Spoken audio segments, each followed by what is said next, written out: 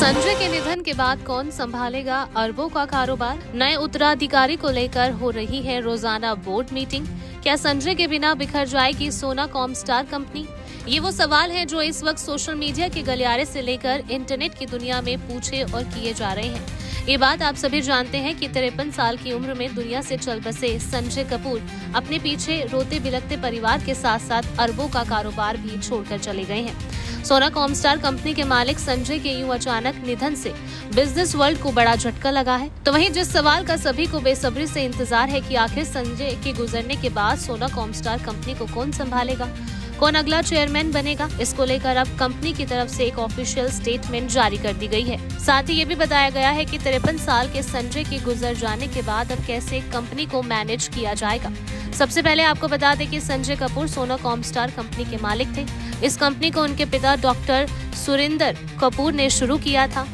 Gurugram based ये company automotive component manufacturing का काम करती है, जिसे अपने पिता के बाद करिश्मा कपूर के एक्स हस्बैंड संजय कपूर ही संभाल रहे थे।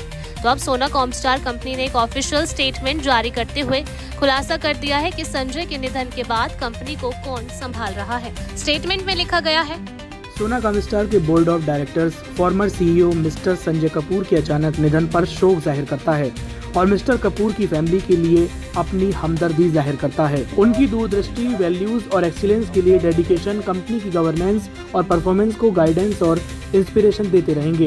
कंपनी के बोर्ड ऑफ डायरेक्टर्स ने 2019 से अपने मैनेजिंग डायरेक्टर और सीईओ विवेक विक्रम सिंह की लीडरशिप में एक प्रोफेशनल मैनेजमेंट टीम बनाई है। हमें बोर्ड की देखरेख में कंपनी को लीड करने की मैनेजमेंट टीम की काबिलियत पर पूरा भरोसा है।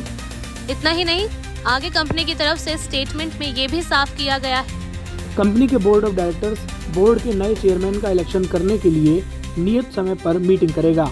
हम अपने कस्टमर्स, बिजनेस पार्टनर्स, स्टाफ और शेयर होल्डर्स को तसल्ली देना चाहते हैं कि कंपनी में ठीक तरीके से कारोबार चल रहा है और मैनेजमेंट में कोई बदलाव नहीं किया जाएगा।